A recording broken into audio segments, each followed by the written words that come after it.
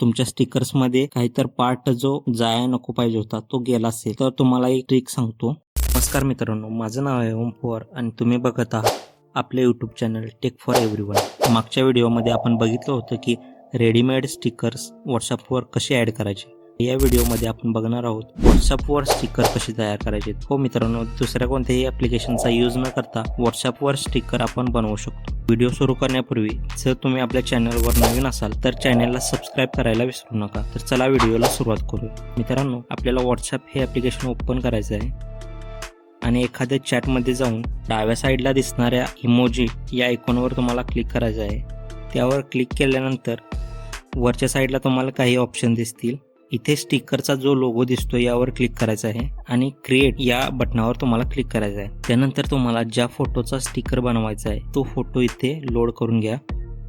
आपण photo load केलेला आहे. व्हॉट्सअपने याचं ऑटोमॅटिक बॅकग्राऊंड रिमूव्ह केलेलं आहे. तुम्ही खाली बघू शकता विदाऊट बॅकग्राऊंड रिमूव्ह करता पण त्याने एक स्टिकर दिलेला आहे. तुम्ही या दोन्हीपैकी कोणतेही एक वापरू शकता किंवा तुम्हाला जर बॅकग्राऊंड नको असेल आणि तुमच्या स्टिकर्समध्ये काहीतर पार्ट जो जाया नको पाहिजे होता तो गेला असेल तर तुम्हाला एक ट्रिक सांगतो.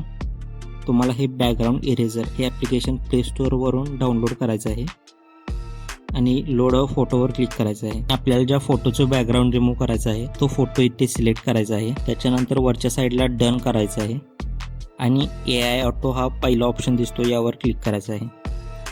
त्याच्यानंतर याचं पण ऑटोमॅटिक बॅकग्राऊंड रिमूव्ह होतं आणि आपल्याला जो पार्ट हवा आहे तो रिपेअर करण्यासाठी रिपेअर या ऑप्शनवर क्लिक करून रिपेअर साईज या ब्रशची साईज वाढवायची आहे आणि तो पार्ट अशा प्रकारे घ्यायचा आहे.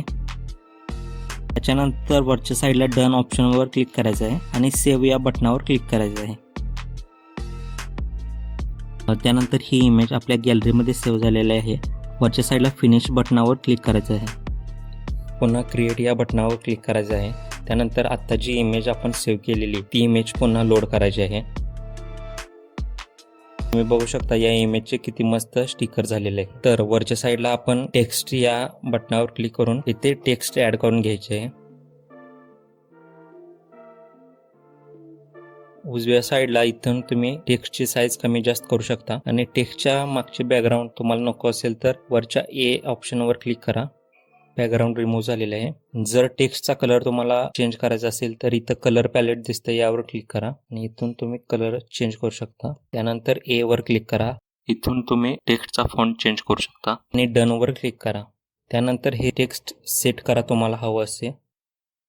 जर तुम्हाला इमोजी ॲड करायचे असतील किंवा स्टिकर्स ॲड करायचे असतील वर स्टिकर्स या बटनवर क्लिक करून ते वेगवेगळे इमोजीज तुम्ही ॲड करू शकता.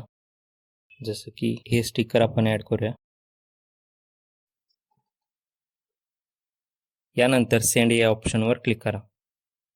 तुमचं स्टिकर्स सेव्ह झालेलं आहे. तुम्ही खाली बघू शकता आणि सेंड पण झालेलं आहे. अशा प्रकारे तुम्ही व्हॉट्सअपवर स्टिकर्स बनवू शकता. मित्रांनो, व्हिडिओ कसा वाटला कमेंट करून नक्कीच सांगा. व्हिडिओ आवडल्यास व्हिडिओला लाईक करा आणि अजून तुम्ही आपल्या चॅनलला सबस्क्राईब केलं नसेल तर चॅनलला सबस्क्राईब करा. आपण भेटूया अशाच एका नवीन व्हिडिओमध्ये. काळजी घ्या, मस्त रहा, बाय बाय.